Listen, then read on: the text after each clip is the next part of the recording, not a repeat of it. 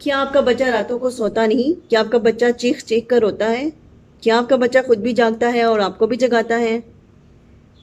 کیا اس کی وجہ بچے کے پیٹ میں درد ہے یا کوئی اور؟ تو جی ہاں، رہیں گے میرے ساتھ، میں بتاؤں گی آپ کو آج۔ بسم اللہ الرحمن الرحیم۔ السلام علیکم، مجھے کہتے ہیں جی ڈاکٹر سنیا، میں ہوں آپ سب کی ڈاکٹر۔ چینل آپ سب کی ڈاکٹر میں آپ سب کو خوش آمدید۔ اس دعا کے ساتھ جدھر بھی رہیں خوش رہیں، صحت کے ساتھ رہیں، مجھے، میرے گھر والوں کو، میرے والدین کو اپنی دعا میں یاد رکھیں۔ میری ویڈیو کو لائک کریں، چینل کو سبسکرائب کریں، بیل آئیکن کو کلک کریں اور فرینڈز اور فیملی میں شیئر کریں۔ آج کا ٹاپک ہے کولک۔ کولک کیا ہے؟ کوئی بھی ہنستا کھیلتا کھاتا پیتا دودھ پیتا ہوا گروتھ کرتا ہوا بچہ ایک دم چیخ چیخ کے رونا شروع کر دے، اس کو ہم میڈیکل سائنس میں کولک کہتے ہیں۔ فریکوینٹ ایکسیسو انکنسولیبل کرائے of a baby is known as کولک۔ کولک کو ڈائگنوز کرنے کے لیے ہم رول آف 3 کو فالو کرتے ہیں۔ رول آف 3 کیا ہے؟ کوئی بھی بیبی جو پیدا ہوا پیدائش کے تیسرے ہفتے، اس کو یہ مسئلہ شروع ہوا، دن میں 3 گھنٹے کے لیے وہ شدید روتا ہے، ہفتے میں 3 دن یہ لازمی ہوتا ہے، اور 3 مہینے کی عمر تک یہ مسئلہ چلتا ہے، اس کو کولک کہتے ہیں۔ یاد رکھیں، بھولنا نہیں، ساتھ ساتھ یہ چیز ذہن میں رکھنی ہے کہ بچے کا وزن بڑھ رہا ہے، بچہ دودھ بھی پی رہا ہے اور بچے کو ڈینجر سائن بھی نہیں ہے۔ ڈینجر سائن میں بچہ دودھ پینا چھوڑ دیتا ہے، سست ہو جاتا ہے، رنگ نیلا کالا کر لیتا ہے، یہ ڈینجر سائنز ہوتے ہیں، اس کو نظر میں رکھنا ہوتا ہے۔ کولک کی وجوہات کیا ہیں؟ کولک کی ڈھیر ساری وجوہات ہوتی ہیں۔ بچے کا کرینکی ہونا کیوں ہوتا ہے؟ کیونکہ بچے کے پیٹ میں گیس ایک وجہ ہو سکتی ہے، بچہ ایکسیسو رو رہا ہوتا ہے جس کی وجہ سے وہ زیادہ ایئر اندر لے کے جا رہا ہوتا ہے۔ اس کے علاوہ ایک وجہ ہوتی ہے کہ بچے کو لیکٹوز انٹالرنس ہوتی ہے جس کی وجہ سے وہ بچے زیادہ کولک پین میں سفر کرتے ہیں۔ تیسری وجہ جو کولک والے بچوں کو ہوتی ہے وہ گرڈ ہے، جسے گیسٹرو ایسوفیجل ریفلکس کہتے ہیں۔ اس میں بچے کا دودھ ہضم نہیں ہو رہا ہوتا، وہ منہ کے ذریعے باہر آ رہا ہوتا ہے، ایسے بچے بھی پین میں جاتے ہیں، یہ بھی کولک کی ایک وجہ ہوتی ہے۔ اس کے علاوہ کولک کی اور فوڈ سبسٹانسز کے ساتھ بھی الرجی ہوتی ہے، خاص طور پہ جو بچے مدر فیڈ کے ساتھ ہوتے ہیں، مدر فیڈ پہ ہوتے ہیں، اس کے ساتھ یہ ایسوسیٹڈ ہوتی ہے۔ کولک کا کوئی رسک فیکٹر، کولک جو ہے وہ ہر چوتھے میں سے ایک بچہ، یعنی کہ ہر 4 میں سے ایک بچہ اس کو کولک ہوتا ہے، تو یہ بہت زیادہ کامن ہے۔ کولک میل میں ہوتا ہے یا فیمیل میں ہوتا ہے تو ایسا کچھ بھی نہیں ہے، میل فیمیل ایکولی کولک سے سفر کرتے ہیں۔ کولک کی جسٹیشنل ایج کے ساتھ کوئی تعلق نہیں ہے، ٹرم بیبیز کو بھی کولک ہوتا ہے، پری ٹرم بیبیز کو بھی کولک ہوتا ہے۔ اس کے علاوہ کولک بوٹل فیڈ والے بچوں کو بھی ہوتا ہے اور مدر فیڈ والے بچوں کو بھی ہوتا ہے، تو ہم ایسا نہیں کہہ سکتے کہ اس طرح کے بچوں میں ہوتا ہے اور اس طرح کے بچوں میں نہیں ہوتا۔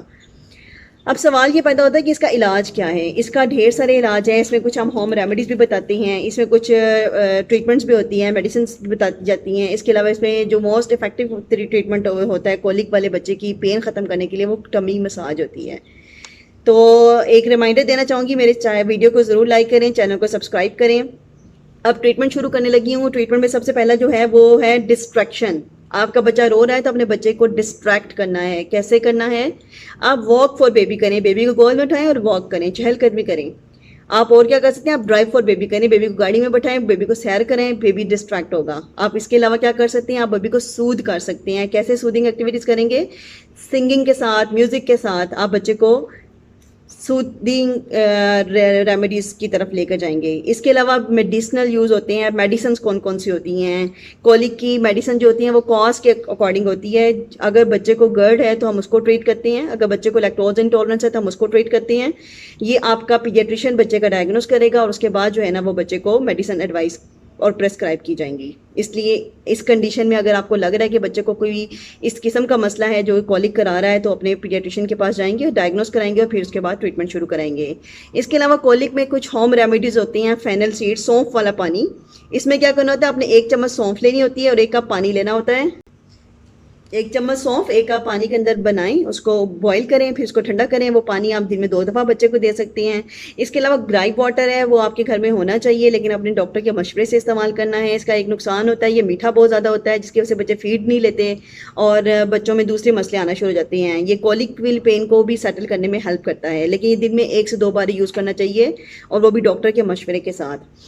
اس کے علاوہ جو کولک کی ٹریٹمنٹ میں نے آپ کو بتائی ہے، میڈیسنز آپ کے ڈاکٹر پرسکرائب کریں گے۔ جو ٹمی مساج ہے وہ بہت افیکٹو ہوتی ہے اور اس سے بہت زیادہ بچے جو ہوتے ہیں نا وہ وقتی ان کو آرام آ جاتا ہے۔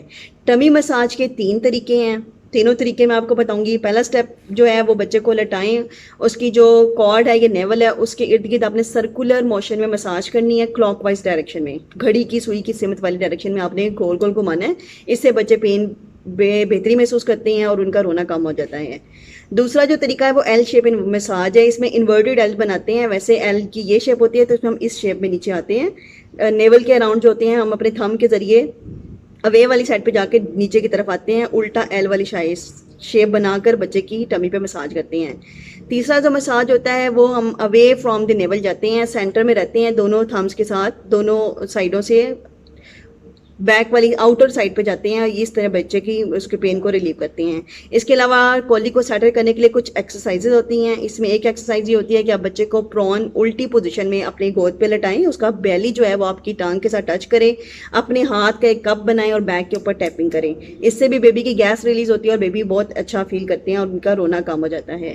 اس کے علاوہ ایک ایکسرسائز ہوتی ہے موسٹ ہمارے بڑے بزرگ بھی کرتے ہوتے تھے اور یہ بڑی افیکٹو ہے. اس میں کیا کرنا ہوتا ہے, ہم نے بیبی کے نیز کو بینڈ کرنا ہوتا ہے اگینسٹ دی ٹمی. نیز کو فلیکس کریں, ایکسٹینڈ کریں, یعنی کہ گھٹنوں کو پیٹ کے ساتھ جوڑیں اور پھر اس کے بعد چھوڑیں, پھر جوڑیں اور پھر چھوڑیں. وہ بچے جو باٹل فیڈ پہ ہیں ان کے لیے مارکیٹ میں جو ہے نا اینٹی کولک باٹلز اور نپل آئے ہیں. اینٹی کولک نپل اس طرح سے بنائے جاتے ہیں کہ بچہ جب دودھ پیے تو ایئر کو اندر نہ لے کر جائے. یہ تصویر میں آپ دیکھیں گے اس طرح سے یہ مارکیٹ میں ملتی ہیں, آپ یہ لے سکتے ہیں. اس کے علاوہ اینٹی کولک باٹلز ہوتی ہیں, یہ کروڈ باٹلز ہوتی ہیں. اس کا بھی پرپز یہی ہوتا ہے کہ جب بچہ دودھ پیے تو دودھ کے ساتھ وہ ہوا کو اندر نہ لے کے جائے.